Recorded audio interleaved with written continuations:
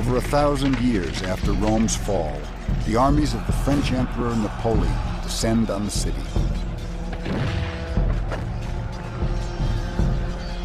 Napoleon's forces have already battled their way through Europe. To take Rome seems an afterthought. By this time, it's a backwater. But for Napoleon, it has an almost religious significance. He claims he's the spiritual descendant of the Roman emperors. He has himself painted wearing the Roman crown of laurels,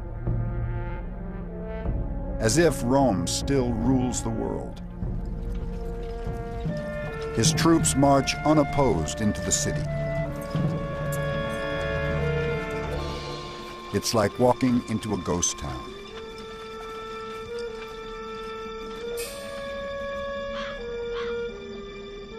They find the frightened Romans huddling among the ruins of the ancient city.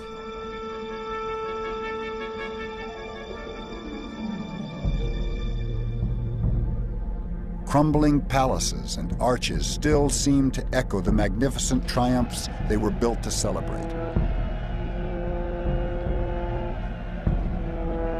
Goats and cattle graze where thousands once thronged the streets. In 70 AD, when the Emperor Vespasian started building the massive Colosseum, Rome was 10 times larger than the city Napoleon found. Vespasian wanted a great theater for the gory spectacles Romans so loved.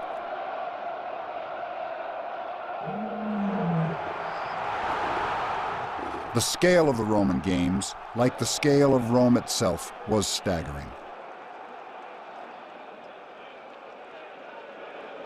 The Colosseum had seating for 45,000 and standing room for 20,000 more.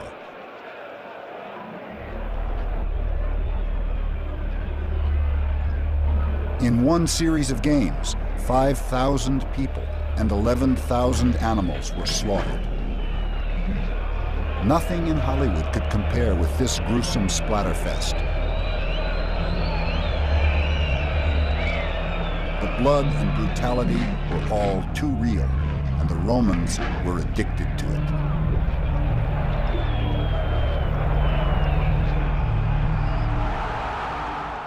When he saw the blood, rather than turn away, he fixed his eyes on the scene and took in all its frenzy.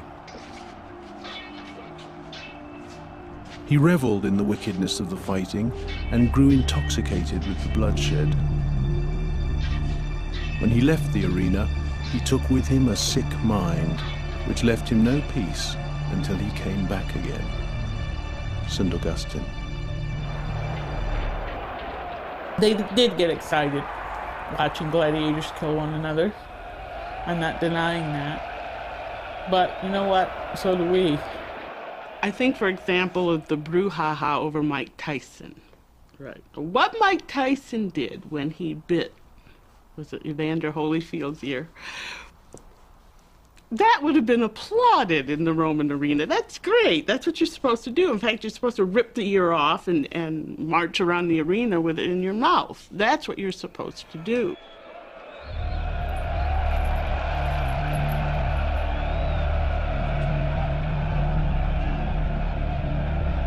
Rome's savagery was matched by its size.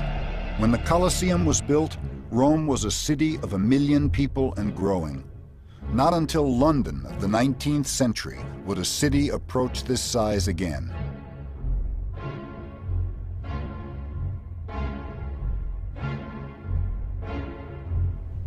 What I think you'd notice if a time traveler went back would be the smell, the noise, the dirt, the crowdedness.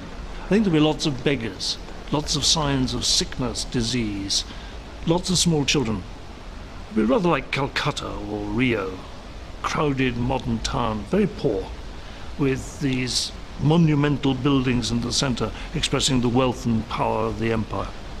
Traffic was terrible.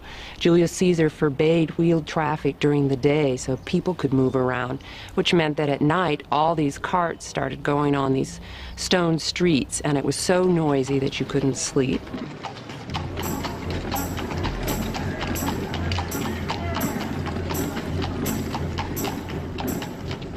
manage the problems of organizing such a huge concentration of people, the Romans invented the science of urban planning. They invented cement, built gigantic public storehouses, and installed citywide sewage systems. But their greatest achievement was the water supply. The aqueducts of Rome reached 60 and 70 miles into the hills to guarantee a continual flow of fresh water into the city. That flow of fresh water provided enough water, gallons per person per day, that was not equaled by the city of Rome until the 1950s. Along with millions of gallons of water, Romans consumed a staggering 8,000 tons of grain weekly. Supertankers, each carrying 1,000 tons of grain, crisscrossed the Mediterranean. They were the largest ships built until the Atlantic steamers of the 19th century.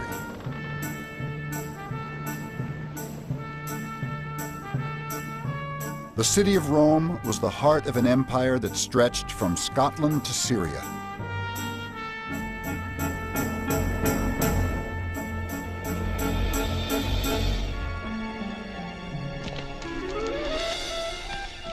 Never has the Western world been better organized or more united.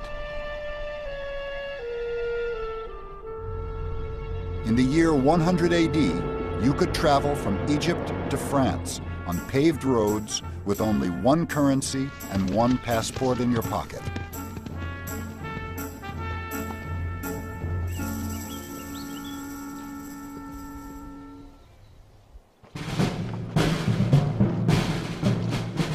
This vast, well-organized empire would muster the largest army the world had ever seen.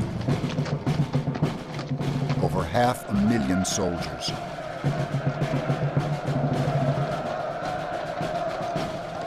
Rome was the superpower of the ancient world.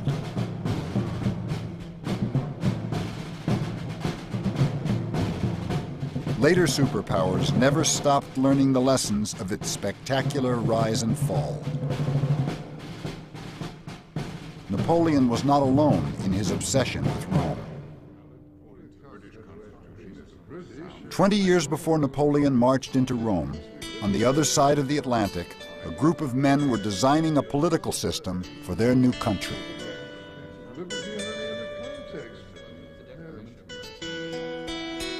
In designing the Constitution of these United States of America, we have at various times sought precedent in the history of that ancient republic and endeavored to draw lessons both from its leading ideas and from the tumult and factions which finally brought it low. Thomas Jefferson.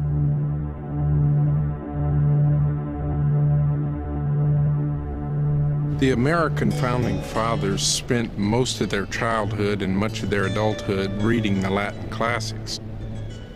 To the founders, the past was not something that was dead, it was something that was alive, especially the Roman past. It was alive with personal and social meaning. This was crucial, I think, to the American Revolution because they were doing something really unprecedented in this revolution, and yet they were able to feel that they were not the first. The basis of our political system, I think, lies in Rome. The Western world grew up in Rome's shadow. Its legends, its laws, its institutions, and its language. Napoleon said, "The story of Rome is the story of the world." It's a story of great commanders and politicians. Men like Caesar, Augustus, Hadrian, and Constantine. But it's also a story of the poor who bore the brunt of their leaders' ambitions.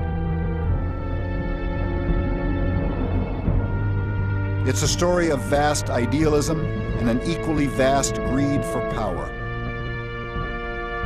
And finally, it's the story of Rome's spectacular fall and the chaos that followed.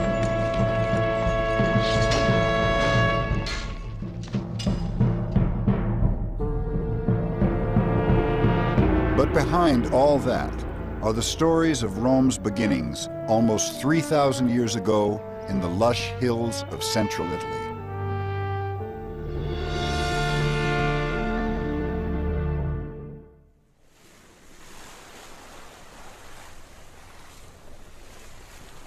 When the Mediterranean sailors of ancient Greece and Egypt looked west toward Italy, they stared into a great unknown. It was 800 years before the birth of Christ, and Rome still didn't exist. But stories were told of mysterious peoples with strange, exotic customs and untold riches. The tales were irresistible.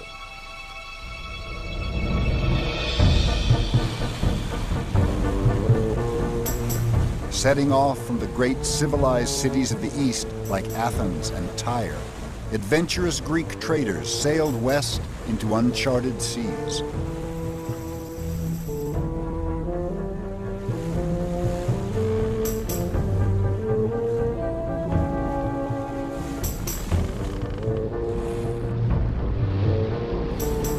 Navigating by the stars, without instruments, they began to explore a remote and little-known peninsula of the western Mediterranean. They called it Hesperia, the land of the evening sun. Well, in the 8th century BC, time of westward expansion, Phoenicians going west, Greeks going west, founding colonies. When the Greeks sailed into Italy, they found something they didn't expect, an advanced civilization already there. Here in the hills of Tuscany, there were already walled cities. There were kings and high priests. There were skillful craftsmen who created a tender and sensuous art like no other in the Mediterranean. And there were traders ready to barter the finest gold and ironwork the ancient world had ever seen.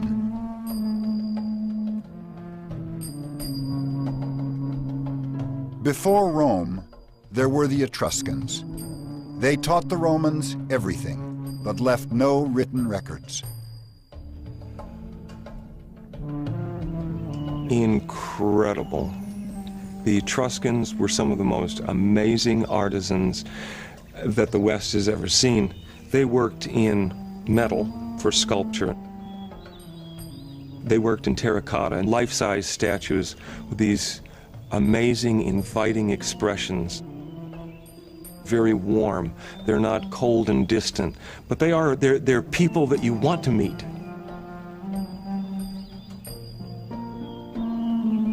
The Etruscans lived in the fertile hills of Tuscany. But their real wealth lay underground, the richest deposits of iron ore, copper, and tin in the central Mediterranean.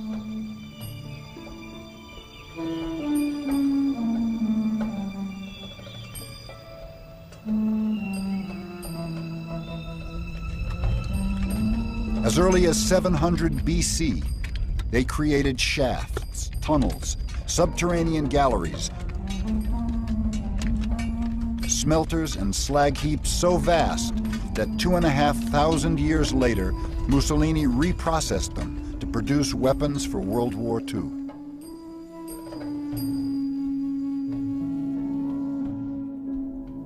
Etruscans traded their metalwork as far afield as Syria, Portugal, and even Sweden. But above all, the Etruscans were famous for their open displays of affection between men and women. It shocked the ancient world. The Greeks, who knew the Etruscans from very early on, before Rome was anything, before Rome was, saw that the Etruscan people gave a position to women that the Greeks certainly wouldn't. Not only were women part of the entire house, women reclined at banquets with men, which for a Greek was absolutely unthinkable. It is no shame for the Etruscans to be seen having sexual experiences, for this too is normal there. It seems to be the local custom. Posidonius. And they show no shame in sensuous acts. While the torches are still lit, servants bring in courtesans, sometimes even their own wives, and they all engage in lovemaking, publicly. Theopompus. The Greeks and later the Romans loved to embroider scandalous stories about the decadence of the Etruscans. They were almost certainly untrue. But it is true that the Etruscans created memorable portraits of sensual pleasure. After the Etruscans, the idea of portraying such intimacy between men and women disappeared from Western art for almost 2,000 years.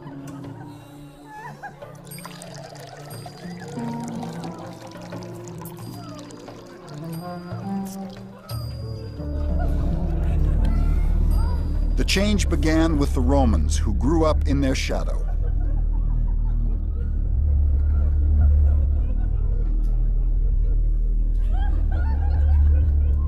The first Romans were primitive, tough backwoodsmen. They resented the Etruscans, but had everything to learn from them, including the darker sides of civilization. Like all ancient people, the Etruscans were rigidly divided by class. Brutal rituals enforced the power and prestige of the nobility. Etruscans staged games at the funerals of important men. The losers were killed. Their blood celebrated the prestige of the dead man and was an offering to his spirit.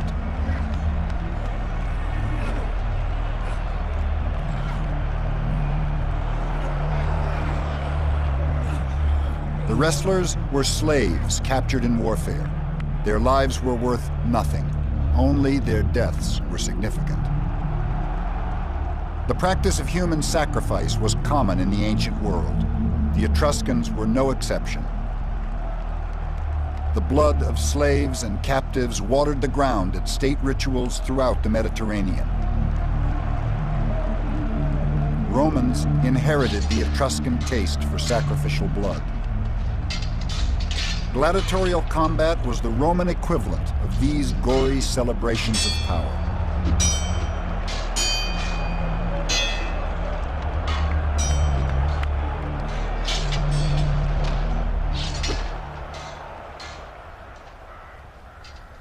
Rome took everything from the Etruscans.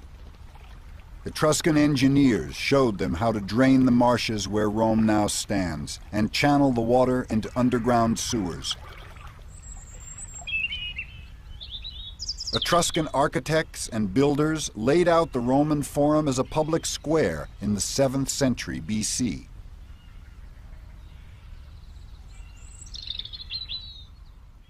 Though Romans owed everything to the Etruscans, they would one day turn on them, crush their beautiful cities, and defame their memory. It would be the first step on Rome's path to empire.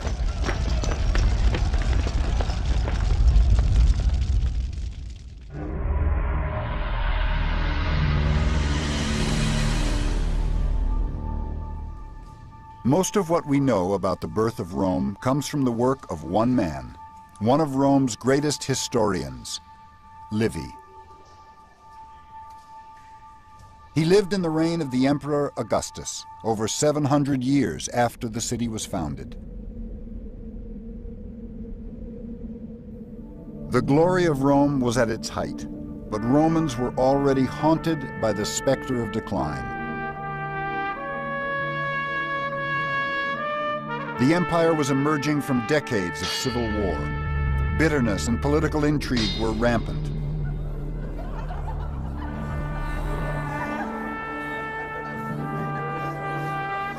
Decadence, greed, and profiteering were the order of the day.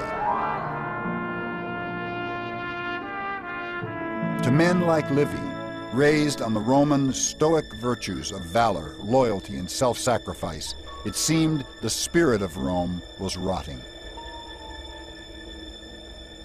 I feel that indulgence has brought us, through every form of sensual excess, to be morbidly attracted to death in all its forms. Rome is at the dark dawning of an age in which we can neither endure our vices nor face the remedies needed to cure them. Livy.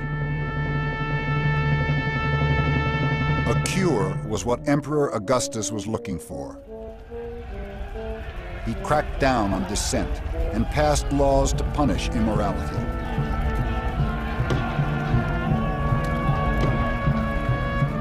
He was determined to reform the empire and force a return to Roman family values. Bawdy poets like Ovid, who wrote The Art of Love, were banished to the Asian steppes. When his own daughter Julia was rumored to have slept with half the Senate, Augustus banished her as well.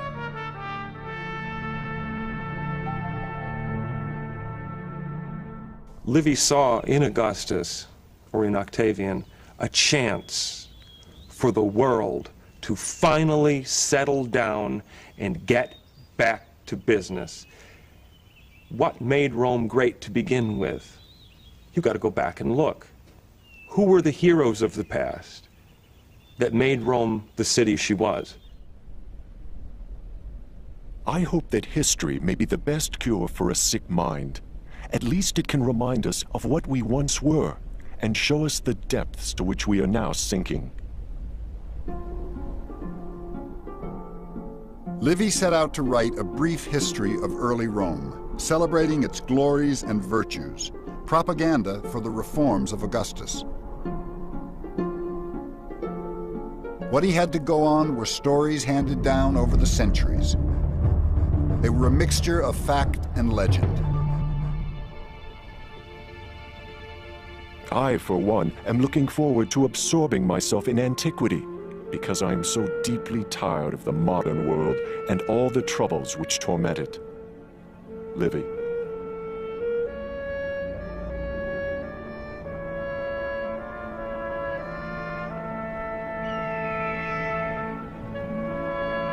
He believed Rome's mythological beginnings would reveal the stories of heroism and nobility Romans needed to hear.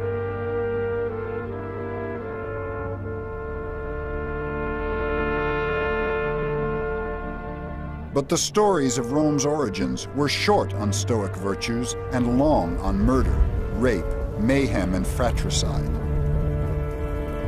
To his dismay, Livy discovered they echoed the cruel realities of the Roman world of his own day.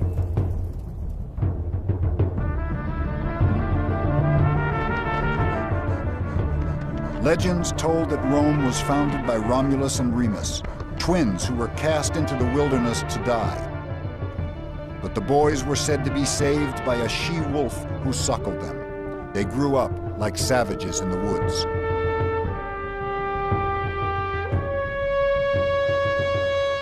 When they returned to found the city of Rome, they were filled with the simple, ferocious spirit of their wolf mother.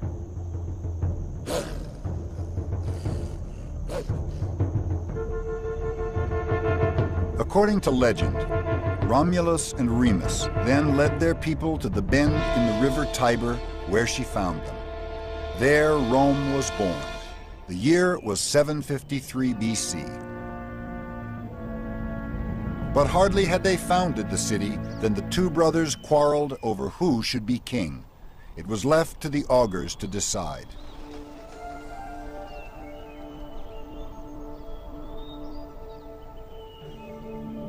Augurs were the priests of early Rome who divined the will of the gods.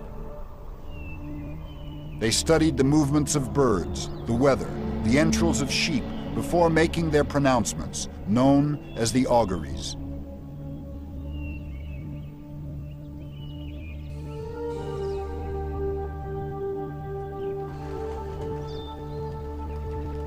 The augurs placed each brother on a hilltop, then waited.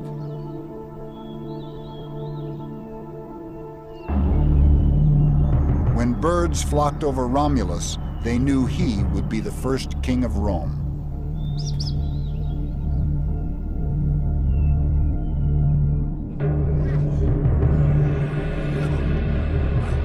But Remus refused the augury, and the brothers fought.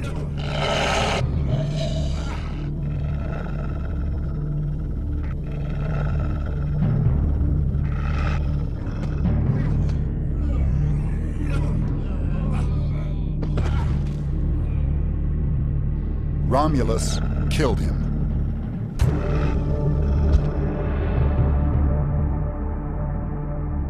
The first king of Rome, suckled by a wolf, bathed in his brother's blood, walked away furious and triumphant.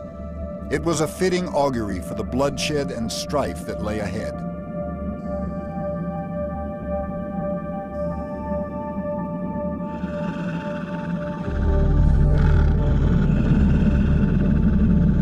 The story about Romulus killing his twin brother at the moment of the founding of the city is a very old story. It's very, very remarkable that in the late Republic, the Romans were fighting civil wars, and of course, it didn't escape their notice that this seemed to be prefigured in the myth with Romulus killing his brother. They actually thought this was a sort of curse on them, that they were fated to destroy each other.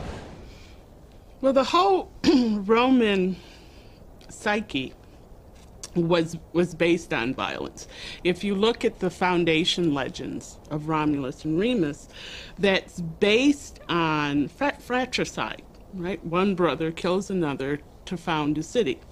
And from that point, it just escalates. The violence of the early Romans, in fact and fiction, was born of desperation. In real life, shunned by neighboring tribes, Rome was forced to welcome outcasts, vagrants, and fugitives. And they lured their neighbors, the Sabines, to a ritual of peacemaking. And they're all a pretty desperate lot. And Rome, the earliest community that is organized in that way, of course, is a place where no woman wants to go. So they haven't got any women, that's the first problem. And so the Romans, Romulus in particular, got an idea. New religious festival, let's invite the neighbors. Bring your wife and kids, especially the daughters. The Sabines were wary, but accepted.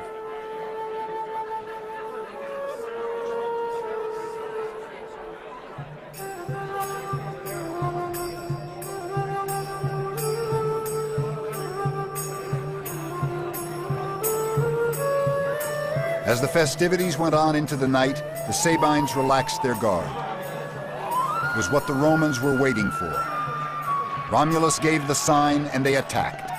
They grabbed the women and drove off the Sabine men, the ones they didn't kill.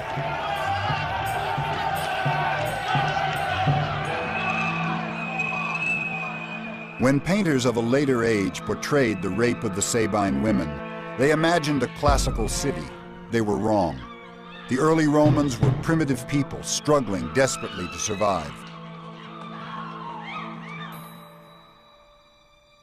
The grim stories of the first Romans were as surprising to Livy as they are to us. They certainly didn't provide the role models he was looking for.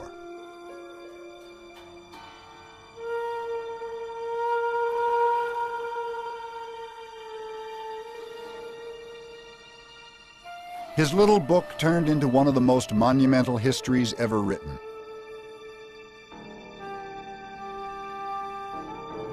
By the time he died in 17 AD, it had grown to 142 volumes, all written laboriously in wax. It had absorbed his entire life. Livy's Chronicle was the bestseller of its day. It was more successful than he could ever have hoped, but had no effect whatsoever on the moral chaos of empire. Even 142 books were no match for the influence of so much power. By now, Rome was a juggernaut whose momentum was unstoppable. Its course set by its mythic beginnings, whether fact or fiction.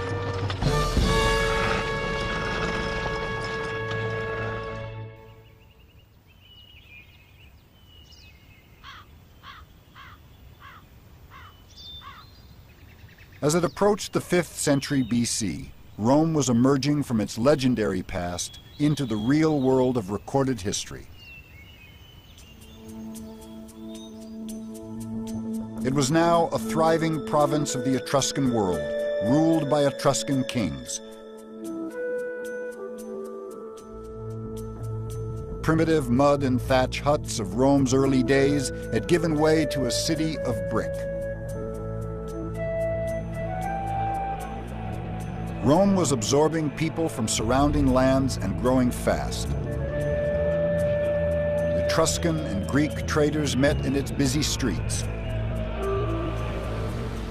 Phoenician boats from Sicily and North Africa sailed the Tiber. Wine, olives, and gold flooded into Italy.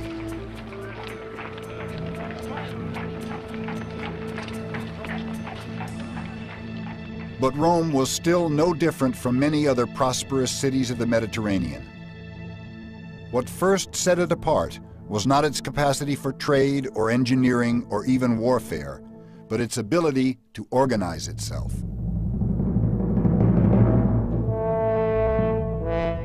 The man who reshaped Roman society was an Etruscan king called Servius Tullius.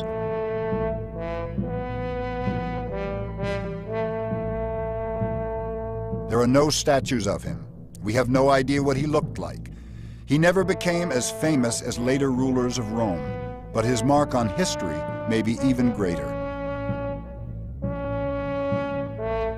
And yet, all Servius Tullius did was carry out history's first census. Now, the Roman census, are a very important institution. They would count the Roman citizens, all right, and list them, and then distribute them in their appropriate classes and political units and so on. The census was a kind of way of grading Roman citizens according to their status and prestige. In the 6th century BC, the census detailed every Roman's obligations to the city, to obey its laws, pay taxes, and do military service. But much more important, it also gave them rights.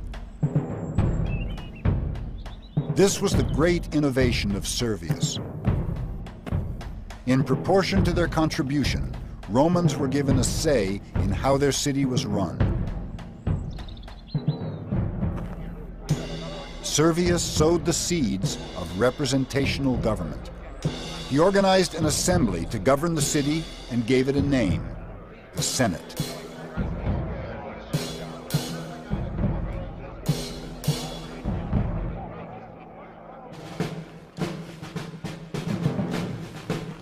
Finally, the census decreed that each of the city's social classes should contribute a group of soldiers for Rome's defense. They were called the legions, the fighting force that was going to put Rome's destiny back in its own hands and one day give it the world.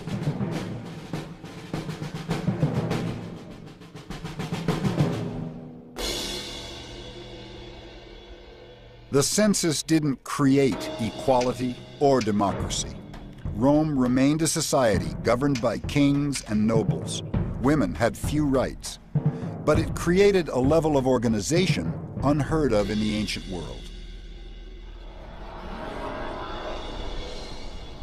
No man did more for Rome than the Etruscan king Servius. His reforms laid the foundations for Rome's greatest achievement, the creation of the Republic. But like so many Roman rulers, he was brought down by treachery and intrigue. The king's own daughter wanted her husband Tarquin on the throne. Her henchmen knew how to get him there. And after they murdered the great king, power and paranoia went hand in hand in Rome.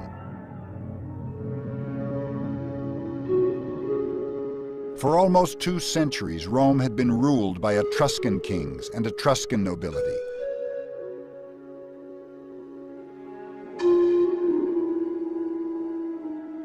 Under Servius, things had gone well. Under Tarquin, his successor, brutality and decadence flourished. While he and his relatives devoted themselves to pleasure, their henchmen carried out campaigns of political murder to remove any and all opposition. Romans were beginning to hate everything the Etruscans stood for. resentment smoldered.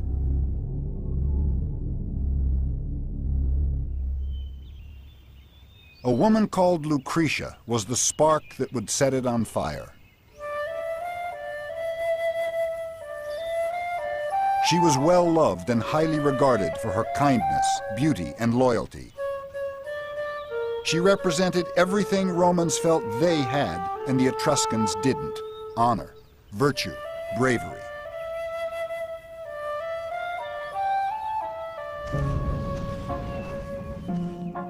One day, the king's son and some of his Etruscan nobles were on a journey away from Rome. Drunk, they decided to creep back into the city and spy on the most beautiful women to see what they were up to.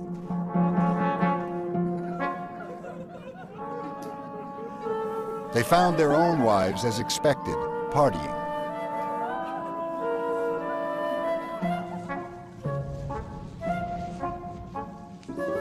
They found Lucretia hard at work.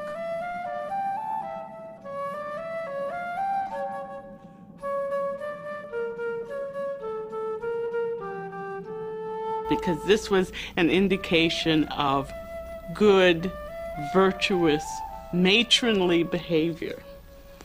Right. This is how Roman women should behave. They should not be sleeping with 300 members of the Senate, like Augustus's daughter allegedly did.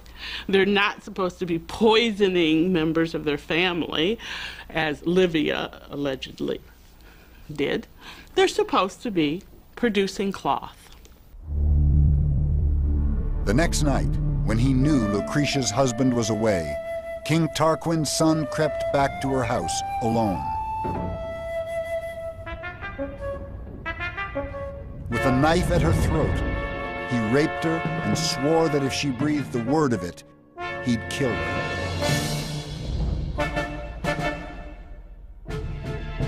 That would be unnecessary. The next day, too proud to live with her dishonor, Lucretia killed herself.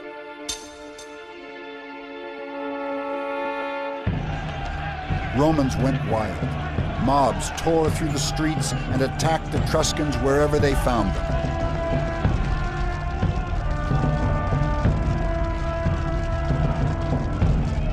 A stern nobleman named Brutus organized a furious attack on the Etruscan king and his courtiers.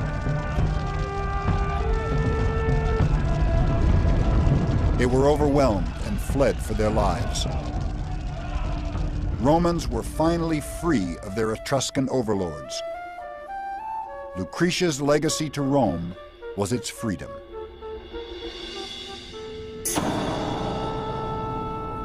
Romans vowed they would never again live under a king. So how exactly were they going to live? How would they govern themselves? Their solution was momentous. They declared that the affairs of Rome would belong to the people, that citizens would vote, and that Rome would be a res publica, a public affair, a republic. Government would no longer be the business of kings. Rome would be ruled by laws and elected officials. The first two elected leaders, called consuls, were Brutus and Lucretia's widowed husband. And so a king was replaced with first two praetors, eventually two consuls, with two, both of them in agreement on everything, elected annually, so that no one person ever had very much power for very long at all. This paranoia about kings continues all the way through Roman history. In ways he never could have imagined, Servius's census had borne fruit. The new republic would be organized according to the voting categories and classes he put in place 40 years earlier. The birth of the republic staked Rome's claim to a place in history. SPQR was the republic's banner. Senatus Populusque Romanus, the Senate and people of Rome. It was the ancient world's first representational government. It paved the way for Rome's glories and all democracies to come.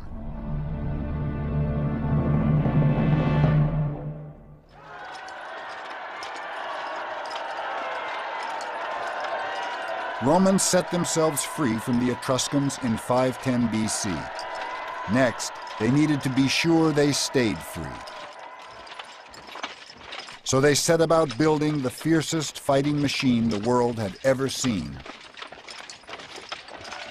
And now, it had its old masters to practice against.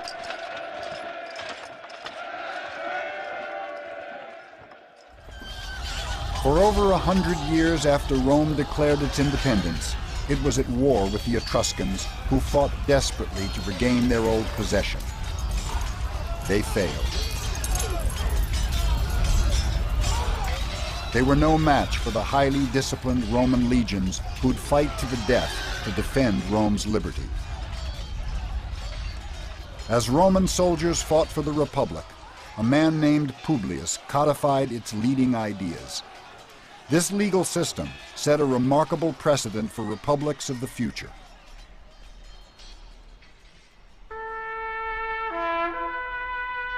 "2,000 years later, when the founding fathers of the United States needed to defend their Constitution, they too wrote under the name of Publius.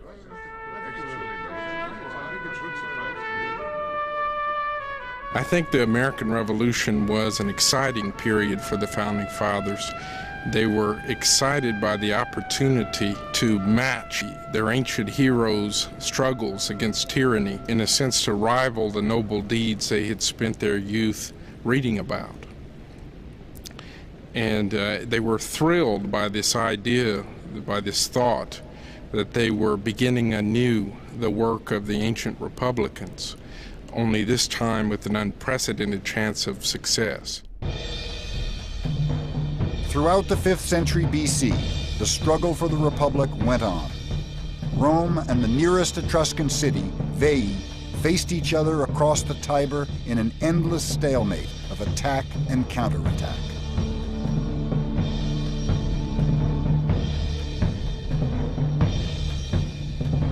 Finally, after decades of bitter skirmishing, a Roman army battled its way toward the Etruscan city.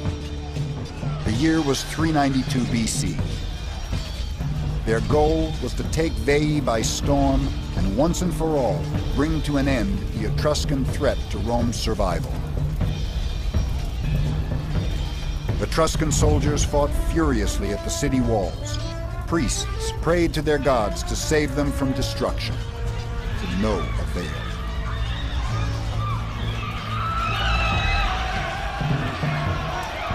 The Romans smashed through the Etruscan defenses and laid waste to the city. They slaughtered the men and made slaves of the women.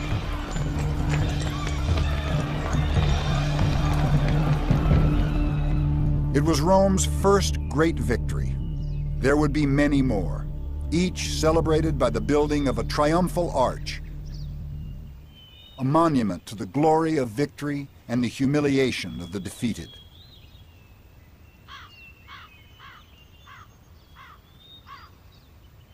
Rome now piled victory upon victory all across Italy, as one by one her neighbors fell to the legions.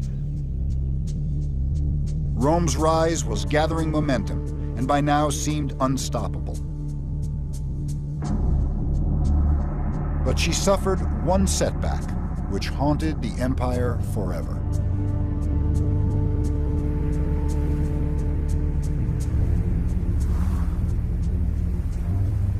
The year was 386 BC. From beyond the Alps, horsemen appeared and thundered toward Rome.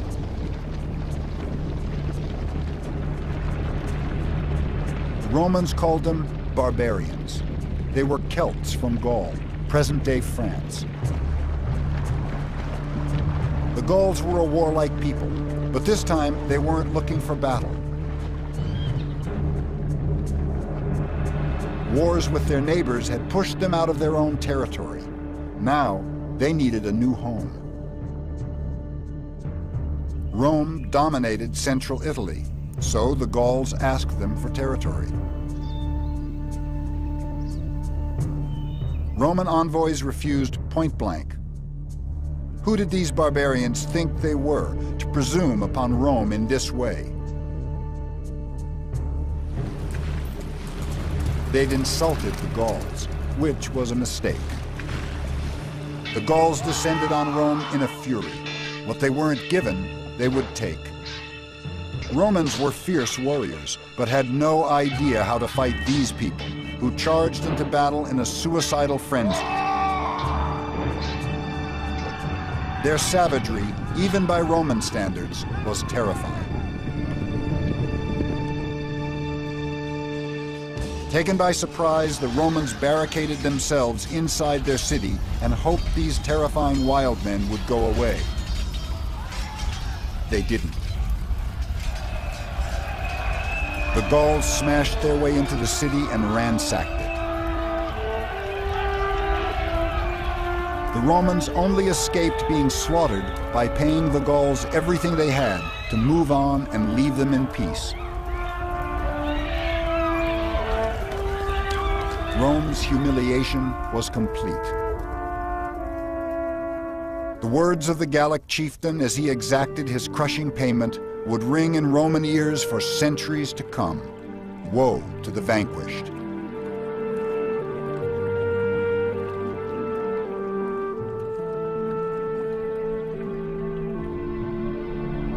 Rome rose from this devastation stronger, better organized, and more determined than ever.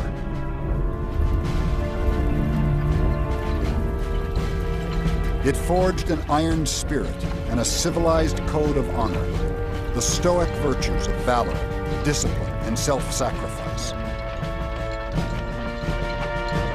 That code produced soldiers and commanders with an unflinching dedication to duty.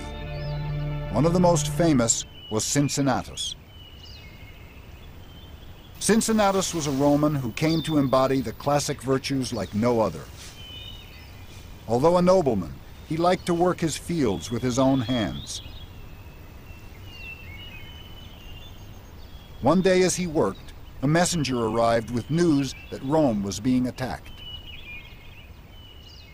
And in such an emergency situation as this, the Roman constitution called for the appointment of a dictator, somebody who would be elected by the people, but then once elected, would have absolute power, life and death power over all citizens, but only for a maximum of 6 months. He dropped his plow, hurried to the city, took up command of the army, and was named dictator. He quickly won a great victory and returned to the city in triumph. Now he could have stayed on and he could have used his power as he wished. But the very day that he returned to the city, we're told, he immediately resigned the office of dictator, walked back to his farm outside the city, and continued to plow his farm. And the Romans loved to tell that story because here was a man who was totally selfless, who cared nothing for his own livelihood, for his own life, but merely to serve, wished to serve. And so it's no accident that one of the most famous sculptures in American history is that of George Washington as a Cincinnatus. George Washington knew that many people compared him with Cincinnatus, and he liked that, and he consciously worked to encourage that image. And so, for instance, during the darkest periods of the war, when some thought maybe he should resign, he held off that resignation because he wanted to do like Cincinnatus did, wait until the enemy was defeated, and then in a big show lay down his power, which he did, and he retired to his own plow at Mount Vernon. Cincinnatus became the role model for the Roman politician commanders Napoleon so admired. He embodied the code of conduct that powered Rome's rise and extended Rome's dominion over the entire Western world.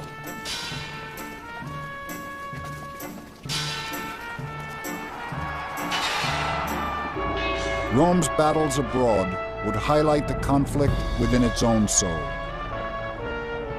The struggle to resist the corrupting influence of so much power.